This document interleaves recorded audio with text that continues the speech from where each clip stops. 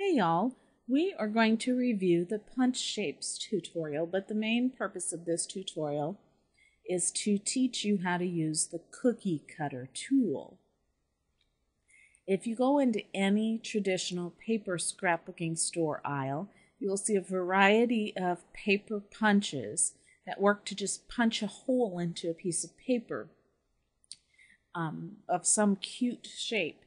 And so you can do this same thing in digital scrapbooking, only it's a whole lot less expensive. Those punch shapes, I think those are about $15 to $20 a piece. I know they were pretty expensive, so this is a lot less expensive to do in digital scrapbooking. If you see something in a traditional scrapbooking layout using the punchers from the store, you can utilize that as inspiration for Photoshop Elements and do that same thing in Photoshop Elements. I'm going to create a new layer. I'm going to get the rectangular selection tool and I'm just making something that I can cut from. I'm going to hit Alt Backspace to fill it in with the foreground color and Control D to deselect. Now I have this shape here that I can cut from. I'm going to activate the eraser tool, and then there's a drop-down menu where you can choose a brush for that eraser tool. Now I'm just going to use a circle brush for right now. And I'm going to use my bracket key on my keyboard to make that brush larger. Now I'm going to simply click down. And I've punched that circle out of my shape, and you can see the paper shows through below it that I have here. And you can continue punching across your page just as you would a traditional scrapbooker's punch. You might want to do it on the edges instead of in the middle, however you would want to do it. Now let's review the cookie cutter and how it works. I'm going to create a new layer, Alt Backspace to fill it in with the foreground color again. And now if you would just go over here and grab the cookie cutter tool and begin playing, you might see it does some funky things and give up, like I did when I first started playing with it, because it doesn't create something from nothing like the shape tool does. The cookie cutter does what its name says. It cuts from your layer.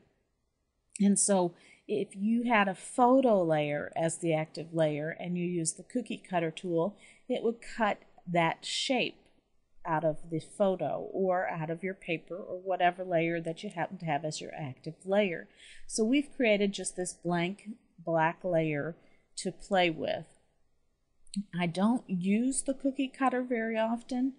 That is because it does permanently change that layer. And there are so many other better ways to do it where it will preserve your original layer and cut from it. And so I tend to use those other methods, but you need to be aware of what this tool is and how it works, and so we're going to review it here. If you go to the drop down arrow, you're going to see that this list of available shapes is the same as if you would go in here to the custom shape tool.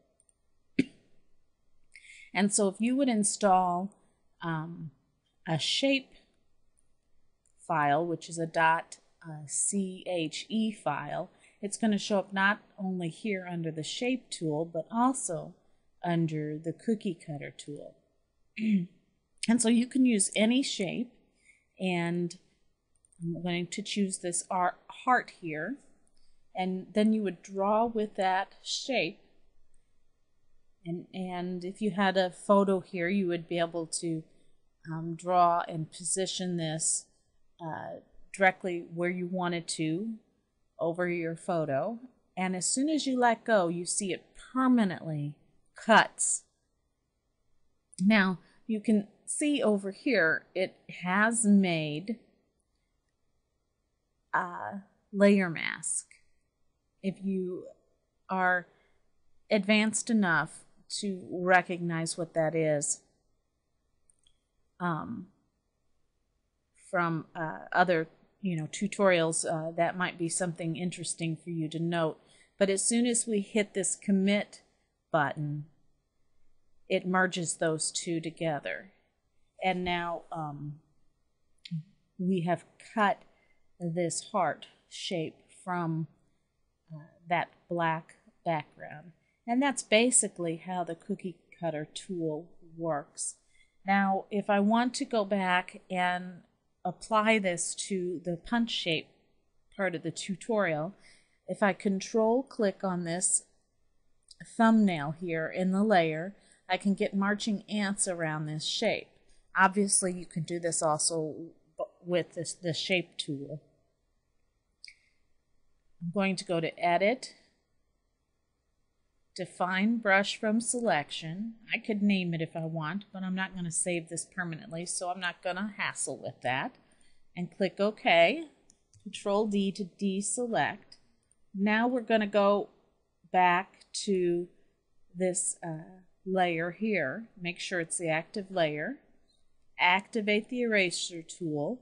And remember that the eraser tool uses brushes. So you can install any kind of brush, but we made a brush from our heart shape, and it's down here at the bottom of the list. So I'm going to select that heart shape and make it smaller using the left bracket tool, a little bit smaller, and now I can punch a shape in the shape of a heart. So whatever shape that you can make in Photoshop Elements, you can make it into a brush and then use the eraser tool to cut out things with it. I have here, a tag shape, for instance.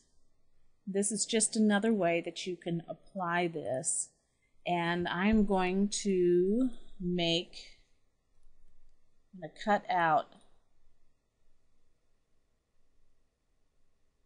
that shape. Let's put a drop shadow on it, make it more effective, from my green paper. And now I'm going to go and find another brush.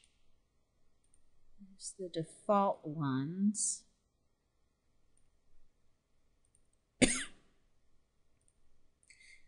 Here's a double circle brush. I think this is what I used in my tutorial. And I'm going to make it larger.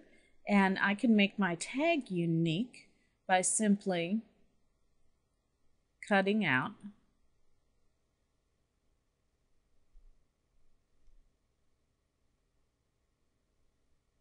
And the right layer, it's not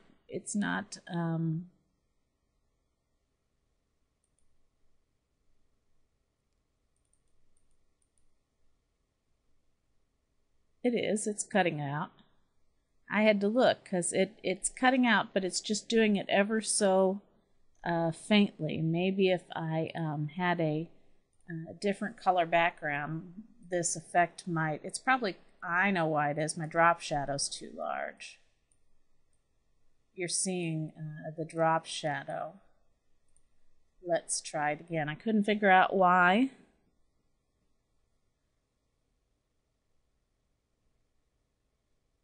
It was not cutting out as well. Now you can kind of see the blue behind it a little bit more, having lowered the drop shadow.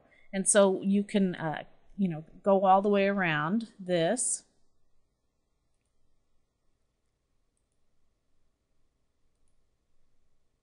This one here looks different because I actually double clicked on it, which made it a little bit harder. And so I can go all the way around here and cut these out. Of course, you might want to be more exact with it, but then you're going to have a whole new unique tag. And if I applied white on this, you can see how that would look. And this one, once again, I clicked down twice on it, and that's why it looks a little bit different. But you can go in here and choose block or pencil tools. Let's go back to the cookie cutter tool and look at what the options are.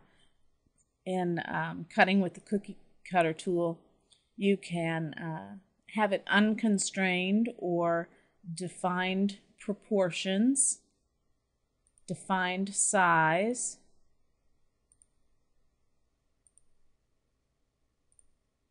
fixed size. And let's say you wanted something that's going to work in a 6-inch by 4-inch photo. You could just set that as the width and the height, and then when you draw to cut with a shape, it's going to be set. Or you can choose from the center. Let's see what from the center does. We're going to get rid of these layers, create a new layer, Alt backspace,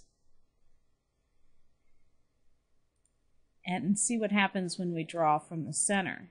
You can see now that that's how that works when I draw. It's going to draw from wherever I first click down with my mouse.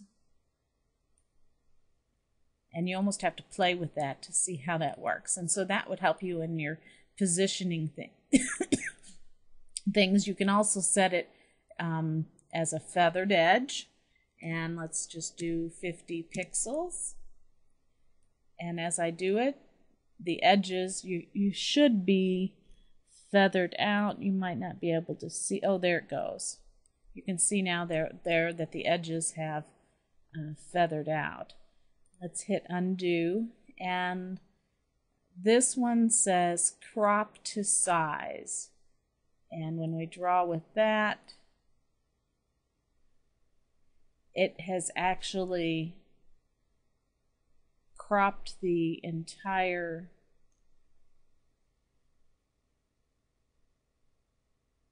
file down to the size. You can see down here I had a 12 by 12 inch.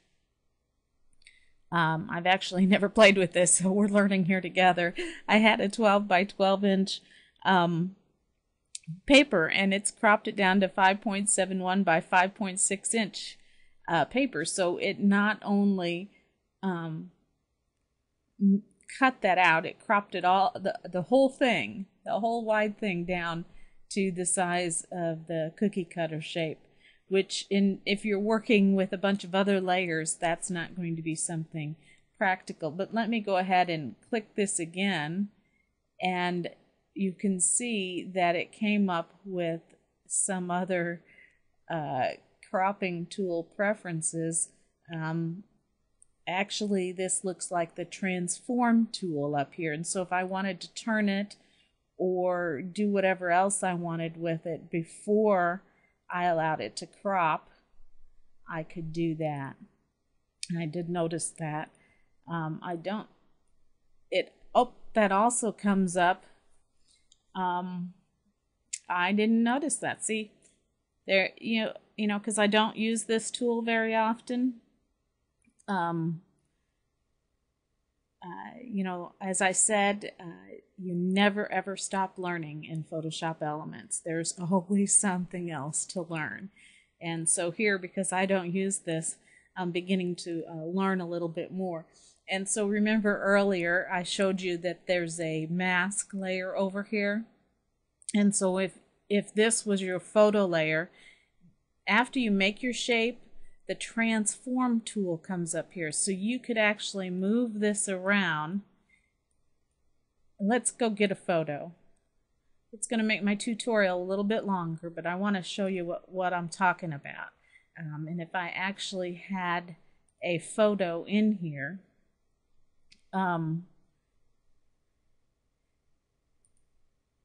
There's my warm wishes kit. That might help. Let's